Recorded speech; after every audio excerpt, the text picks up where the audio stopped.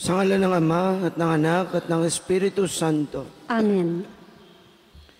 Sumayin niyo po ang Panginoon. At sumaiyo rin. Mga kapatid, aminin po natin ang ating mga kasalanan upang tayo ay maging marapat gumanap sa banal na pagdiriwang. Taimtim po nating dasalin. Inaamin ko Sa makapangyarihan Diyos at sa inyong mga kapatid, nalubha akong nagkasala sa isip, sa salita, sa gawa, at sa aking pagkukulang. Kaya isinasamo ko sa mahal na Birheng Maria, sa lahat ng mga anghel at mga banal, at sa inyong mga kapatid, na ako'y ipanalangin sa Panginoong ating Diyos. Kaawaan nawa tayo ng makapangyarihang Diyos, patawarin tayo sa ating mga kasalanan, at patnubayan tayo sa buhay na walang hanggan. Amen. Panginoon, kaawaan mo kami. Panginoon, kaawaan mo kami. Kristo, kaawaan mo kami. Kristo, kaawaan mo kami. Panginoon, kaawaan mo kami. Panginoon, kaawaan mo kami. Manalangin tayo. Ama naming makapangyarihan, ang iyo nawang kagandahang loob ay manguna at sumubaybay sa aming pamumuhay ngayon at araw-araw, upang kami ay itaguyod ng paninindigang gumawa ng kabutihan.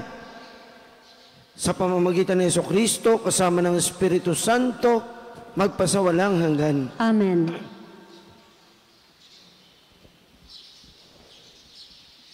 Pagbasa mula sa sulat ni Apostol San Pablo sa mga taga-Roma. Mga kapatid, hindi ko ikinahihiya ang mabuting balita tungkol kay Kristo, sapagkat ito ang kapangyarihan ng Diyos sa ikaliligtas ng bawat nananampalataya, unay sa mga Hudyo at gayon din sa mga Griego. Inihahayag nito na ang pagpapawalang sala ng Diyos sa mga tao ay nagsisimula sa pananampalataya at nagiging ganap sa pamamagitan ng pananampalataya. Ayon sa nasusulat, ang pinawalang sala sa pamamagitan ng pananampalataya ay mabubuhay. Nahahayag mula sa langit ang puot ng Diyos laban sa lahat ng kalapastanganan at kasamaan ng mga taong sumisiil sa katotohanan sa pamamagitan ng kanilang kasamaan. Ang maaaring malaman tungkol sa Diyos ay maliwanag, yamang inihayag ito sa kanila ng Diyos. Mula pa ng likhain niya, ang sanlibutan, ang kalikasang di nakikita, ang kanyang walang hanggang kapangyarihan at pagkadiyos, ay maliwanag na inihahayag ng mga bagay na ginawa niya. Kaya't wala na silang maidadahilan. Kahit nakilala na nila ang Diyos, siya'y di nila pinarangalan bilang Diyos, ni pinasalamatan man. Sa halip, naghahaka-haka sila ng mga bagay na walang kabuluhan at nadimlan ang kanilang mga hangal na pag-iisip. Sila'y nagmamarunong, ngunit lumitaw na hangal nang talikdan nila ang kadakilaan ng Diyos, na walang kamatayan at sambahin ang mga larawan ng taong may kamatayan, ng mga ibon, ng mga hayop na may apat na paa, at ng mga nilalang na nagsisigapang. Kaya hinayaan na sila ng Diyos sa kanilang maruruming pita hanggang sa magumon sila sa paggawa ng kahalayan sa isa't isa. Tinalikdan nila ang katotohanan tungkol sa Diyos at pinalitan ng kasinungalingan. Sinamba nila at pinaglingkuran ang nilalang, sa halip na ang lumalang ni siyang dapat papurihan magpakailanman. Amen. Ang salita ng Diyos. Salamat sa Diyos. Salmong tugunan. Ang langit ay nagdiriwang sa Panginoong marangal.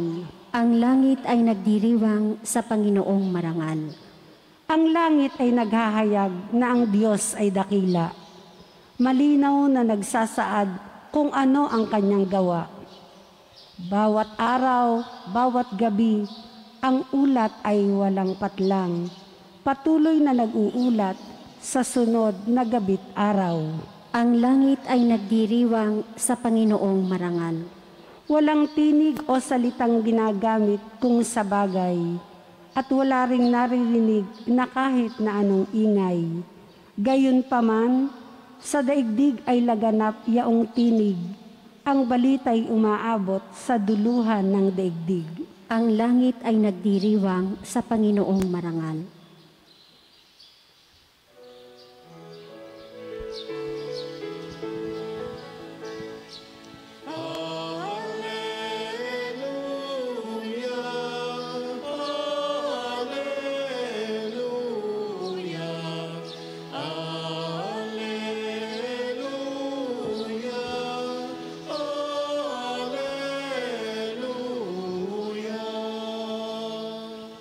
Buhay ang salita ng Diyos, ganap nitong natatalos, tanang ating nilalod. Alleluia,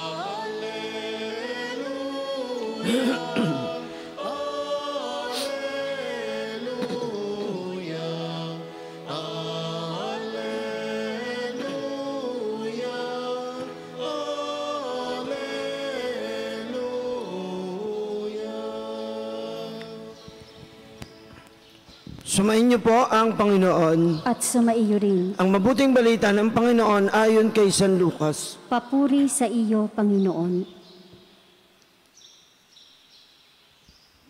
Noong panahon iyon, pagkatapos magsalita ni Jesus, siya'y inanyayahan ng isang Pariseo upang kumain. Kaya't pumunta siya sa bahay nito. Pagdulog sa hapag, nagtaka ang Pariseo nang makita niyang kumain si Jesus nang hindi muna naghugas ng kamay. Sinabi sa kanya ng Panginoon, "Kayong mga Pariseo, hinuhugasan ninyo ang labas ng tasa at ng pinggan, ngunit ang loob ninyo'y punong-puno ng kasakiman at kasamaan. Mga hangal, hindi ba't ang may likha ng labas ang siya ring may likha ng loob? Ngunit ipamahagi muna ninyo sa mga dukha ang laman ng mga sisidlan at magiging malinis ang lahat ng bagay para sa inyo."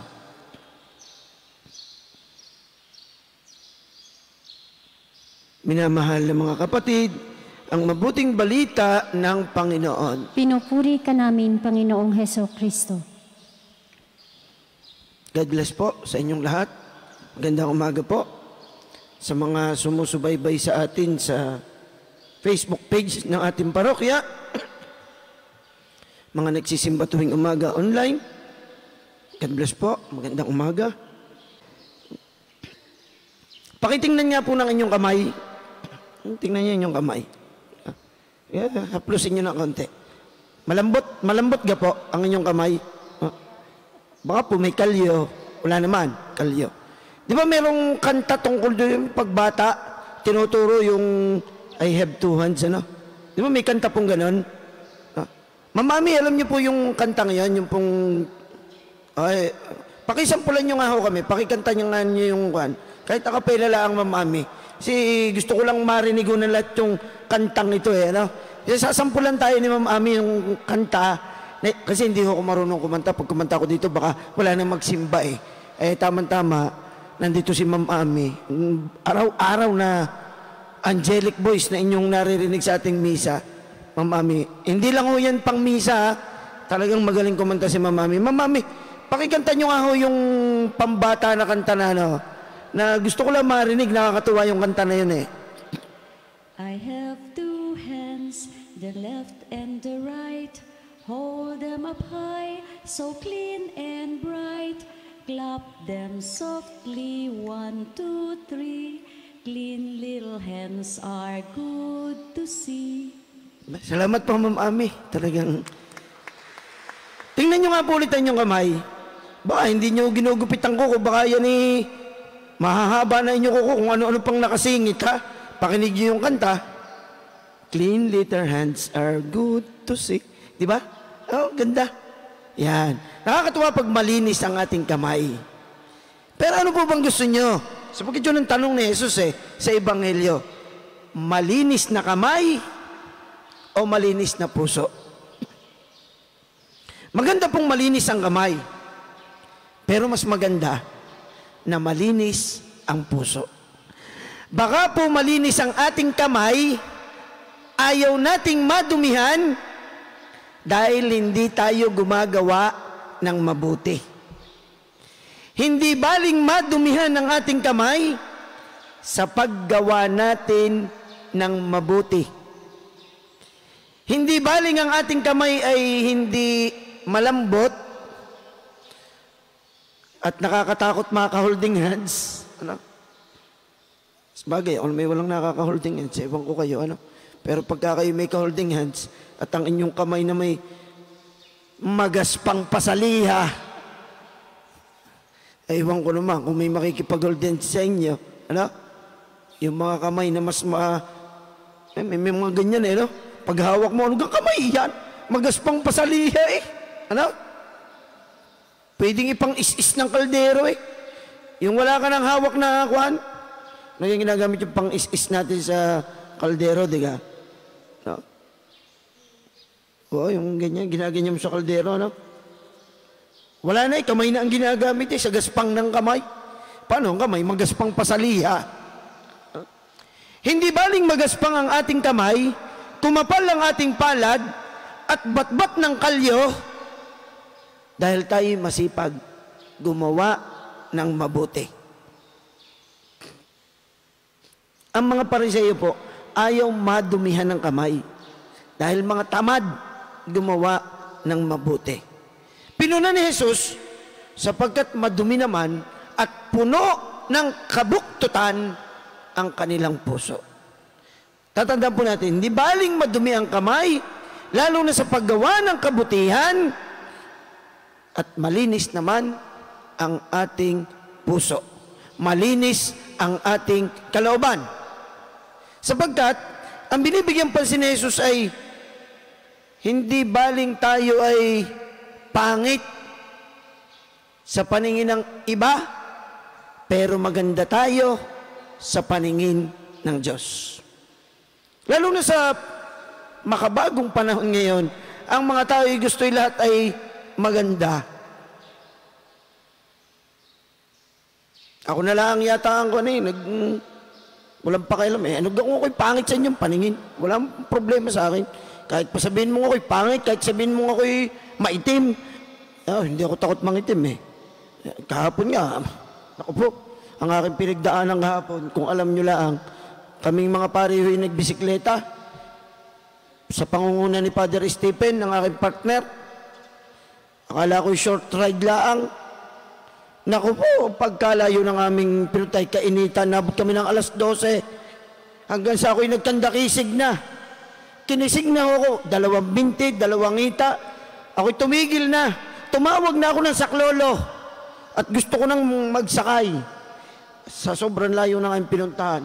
Kulang-kulang, malapit pa rin dahil kulang-kulang 50 kilometers lang naman Mula Amadeo, nandun kami sa Buho, bumaba kami ng Amadeo, pumunta kami ng Dasma, tapos pumunta kami ng General Trias. Ewan ko, nakaabot pa kami ng Gentry, tapos nag-Amadeo ulit kami, iba ang aming dinaanan. Naku po, mula doon sa may crossing ng Dasma, hanggang Gentry, hanggang Amadeo, hindi na nakatikim ng lusong, puro ahon, ay kainitan. Walang Diyo, ako'y kinisig na Tumawag na ako ng saklolo. Pero naisip ko na ako'y makakantsawan. Kahit ako'y kinisig na, sige ang aking padyak. Nakauwi pa naman. Ano kung ako'y mangitim? Wala namang COVID. Patay naman sa init. Kami, ano ka sa akin kung sabing ikipangit? Pulaan niyo ako, sabihin niyo ako'y unano.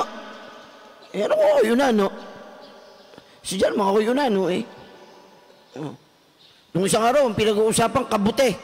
Parang ako'y pinariringgan ninyo, Kabuti ang pinag-uusapan. Ako'y kasama. Di, ako yata, pinariringgan ninyo. Bakit, Father? Di kayo, kabuti, yan ang paborito ng mga dwindi yan. No? Ang tawag sa akin ni Cora, dwindi ano siya, kung ako'y pulaan mo. Sapagkat sa makabagong panahon, ang mahalaga sa atin, yung tayo ay maganda sa paningin ng iba. Sige ang pagpapaganda natin. Pagpapaputi. Kung ano-ano ang ikinukus ko sa mukha. Pag may kulubot, ipinapabanat. Diba? Kita nyo, pagputi na ang buhok, anong gagawin? Itimin. Kasi ayaw nating maputi ng buhok. Isa dyan namang namumuti ang buhok. Ayaw nagkakong maputi ang buhok mo. Isa dyan namang ang buhok ay namumuti. No? Sabagay, diskarte nyo na yan. Hindi ko na dapat pakailman nyo na. Ang ibig ko lang sabihin, gusto natin maganda tayo sa paningin ng iba. Kaya nga, magagandang damit ang isinusuot natin Minsan nga, gusto pa natin branded. Mahilig tayo sa branded. Ako, mahilig ako sa branded Naamin ko na yun, ano?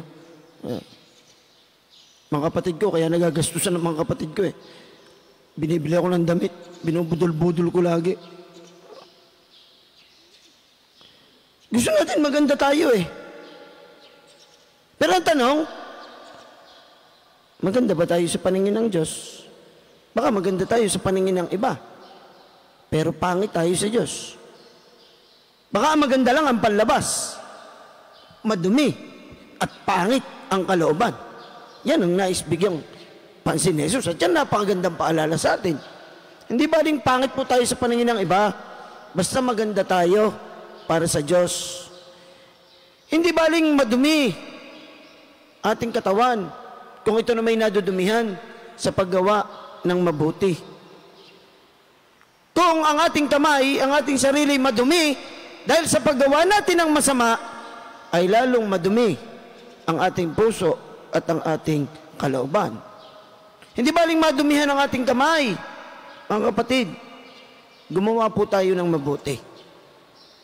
At mas mahalaga sa Diyos, yung malinis ang ating kalooban. Mas mahalaga sa Diyos ang malinis na puso kaysa sa malinis na kamay. Magsitayo po. Mulat sa ating pagiging hindi karapat-dapat, itinataas natin ang ating mga isip at puso sa Diyos Ama at inilalahad natin sa Kanya ang ating mga pangangailangan. Panginoon, dinggin mo ang aming panalangin. Panginoon, dinggin mo ang aming panalangin. Ang simbahan, lalo na ang kanyang mga pinuno, naway isa puso ang gawain ng pagbabago at pagbabalik loob. Manalangin tayo sa Panginoon. Panginoon, dinggin mo ang aming panalangin. Ang mga opisyal ng gobyerno, naway magpakita ng tunay na malasakit para sa katarungan, dangal at pagkakaisa. Manalangin tayo sa Panginoon. Panginoon, dinggin mo ang aming panalangin. Ang mga nagtatrabaho sa media, naway akayin ang mga tao sa katotohanan at isulong ang pinahahalagahan ng Ebanghelyo. Manalangin tayo sa Panginoon. Panginoon, dinggin mo ang aming panalangin. Ang mga may sakit, naway makatagpo ng pag-asa, kagalingan, lakas at kasiyahan. Manalangin tayo sa Panginoon. Panginoon, dinggin mo ang aming panalangin. Ang mga tapat na yumao, naway bigyang gantimpala ng Panginoon sa kanilang tapat na paglilingkod ng walang hanggang kaligayahan. Manalangin tayo sa Panginoon. Panginoon, dinggin mo ang aming panalangin.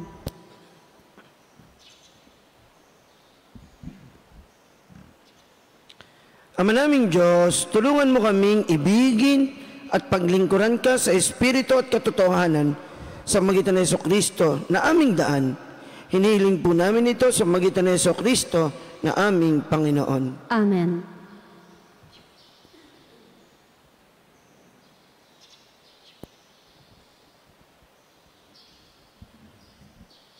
Kapuri-puri ka, Diyos, sa mga lumikha sa sanlibutan. Sa inyo pong kagandahang loob, narito ang aming maialay. Mula sa lupa at bunga ng aming paggawa, ang tinapay na ito para maging pagkaing nagbibigay buhay. Kapuri-puri ang poong may kapal, ngayon at kailanman.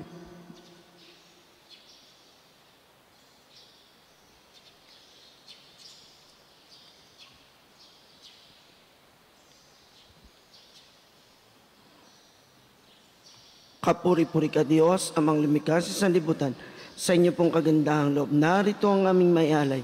Mula sa katas ng ubas at bunga ng aming paggawa ang alak na ito para maging inuming nagbibigay ng iyong espiritu. Kapuri-puri ang poong may kapal, ngayon at kailanman.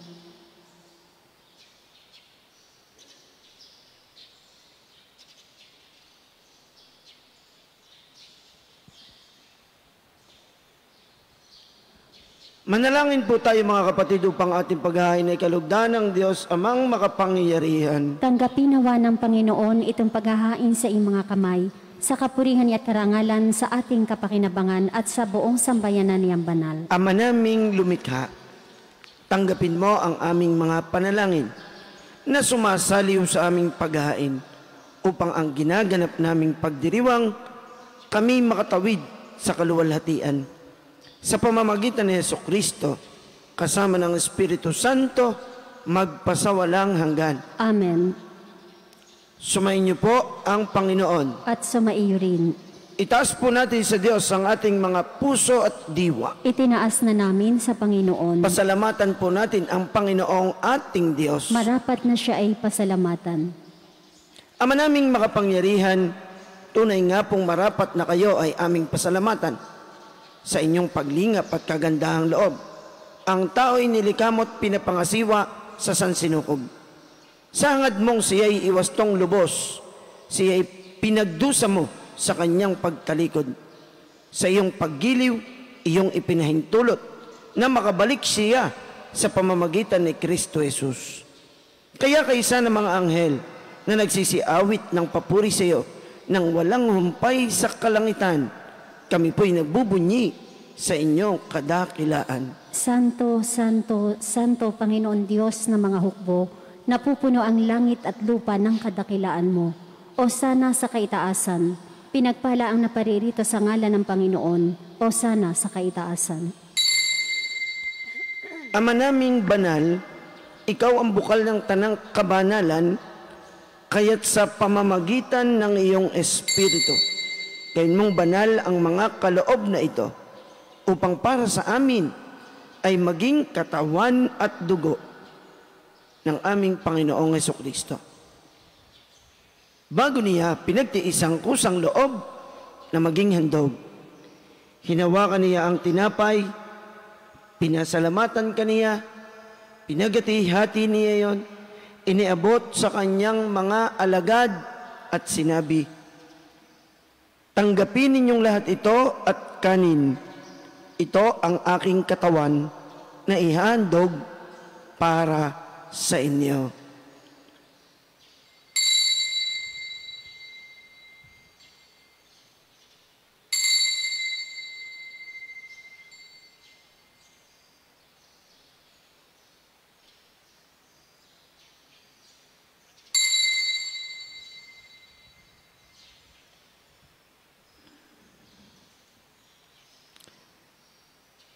Gayun din naman noong matapos ang hapunan, hinawakan niya ang kalis. Muli kanyang pinasalamatan. Iniabot niya ang kalis sa kanyang mga alagad at sinabi, tanggapin ninyong lahat ito at inumin. Ito ang kalis ng aking dugo, ng bago at walang hanggang tipan. Ang aking dugo na ibubuhos para sa inyo at para sa lahat. Sa ikapagpapatawad ng mga kasalanan, gawin ninyo ito sa pag-alaala sa akin.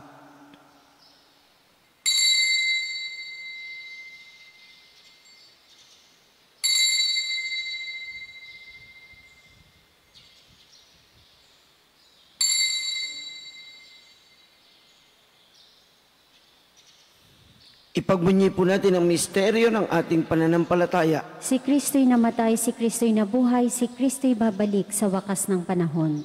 Ama, ginagawa po namin ngayon ang pag-alaala sa pagkamatay at muling pagkabuhay ng iyong anak, kaya't iniaalay po namin sa inyo ang tinapay na nagbibigay buhay at ang kalis na nagkakaloob ng kaligtasan. Kami po ay nagpapasalamat dahil kami inyong minarapat na tumayo sa harap mo para maglingkod sa iyo. Isinasamo po namin kaming magsasalo-salo sa katawan at dugo ni Kristo ay mabuklod sa pagkakaisa sa pamamagitan ng Espiritu Santo. Ama, lingapin po ninyo ang inyong simbahang laganap sa buong daigdig. Puspusin po ninyo kami sa pag-ibig. Kaisa ni Francisco, na aming Santo Papa, ni Gilbert, na aming obispo, ng lahat naming mga obispo at ng tanang kaparian. Alalahanin po ninyo si Rafael Olave na tinawag po ninyo mula sa daigdig na ito. Nung pong siya'y binyagan, siya'y nakaisa ni Kristo sa pagkamatay. Ngayon pong siya'y pumanaw na, naway makaisa siya ni Kristo sa pagkabuhay. Alalahanin din po ninyo ang mga kapatid naming nahimlay nang may pag-asang sila'y muling mabubuhay. Gayon din ang lahat ng mga pumanaw na. Kaawaan po ninyo sila at patuloyin sa inyong kaliwanagan. Kaawaan po ninyo at paging dapatin kaming lahat na makasalo sa inyong buhay na walang wakas. Kaisa ng mahal na Bereng Maria na ina ng Diyos at ni San Jose na kanyang kalinis-linisang esposo. Kaisa ng mga apostol at mga martir. Kaisa ni na San Jose Marelo, San Lorenzo Ruiz, San Pedro Calungsod, at ng lahat ng mga banal na namuhay dito sa daigdig ng kalugod-lugod sa inyo. May pagdiwang nawa namin ang pagpupuri sa ikararangal mo sa pamamagitan ng iyong anak na aming Panginoong Jesucristo. Sa pamamagitan ni Kristo, kasama niya at sa Kanya, ang lahat ng parangal at papuri ay sa inyo, Diyos, amang makapangyarihan, kasama ng Espiritu Santo, magpasawalang hanggan.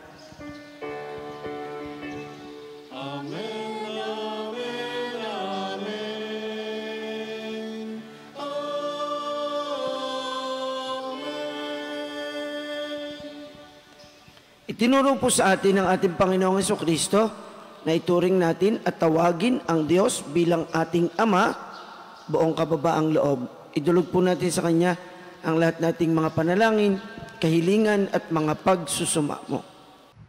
Ama namin, sumasalangit ka, sambahin ang ngalan mo, mapasa amin ang kaharian mo, sundin ang loob mo dito sa lupa para nang sa langit.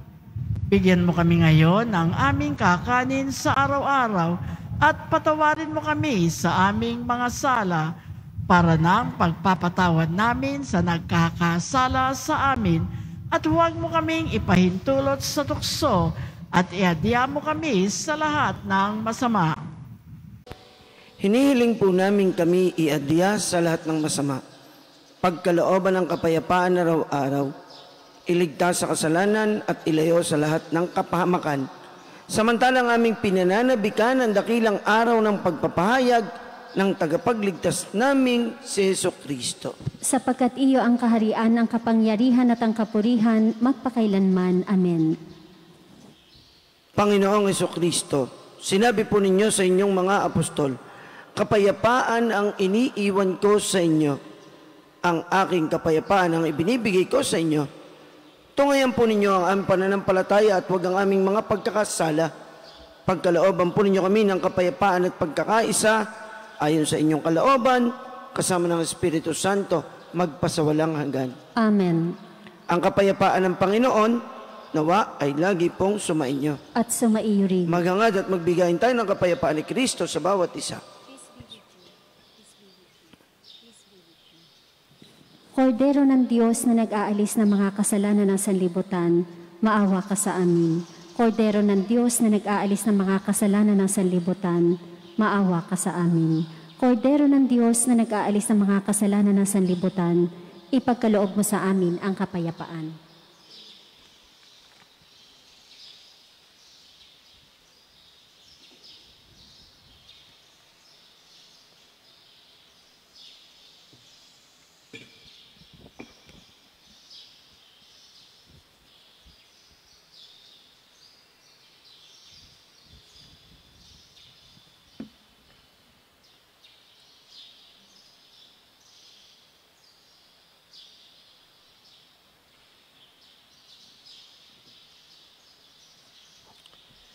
Ito po ang kordero ng Diyos.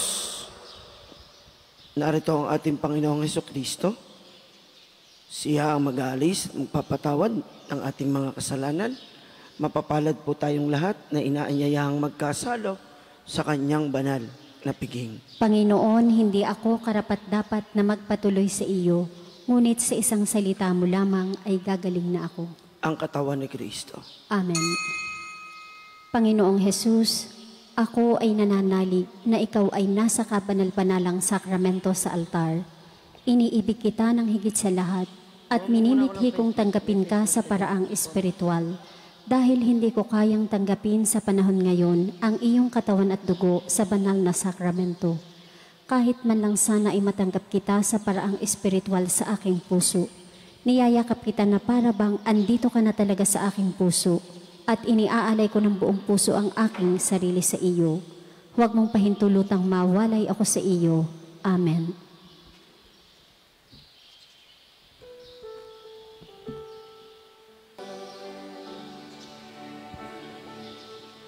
Ang ngayon, tila walang mararating na bukas. Ngunit kung siyang ating hayang maglandas, pag-asa ay muling mabibigkas. Manalig ka, tuyuin ang luha sa mga mata. Hindi siya natutulog, hindi nakakalimot kay Jesus.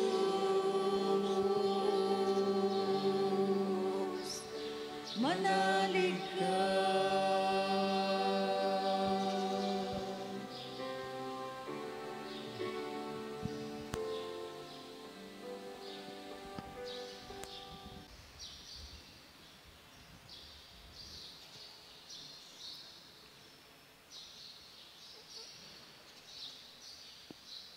Manalangin po tayo.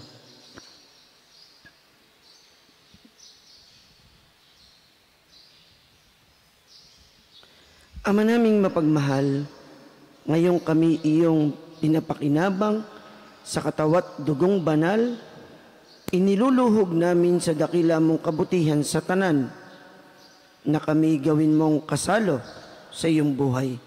Sa pamamagitan ni Hesukristo, kasama ng Espiritu Santo, magpasawalang hanggan. Amen.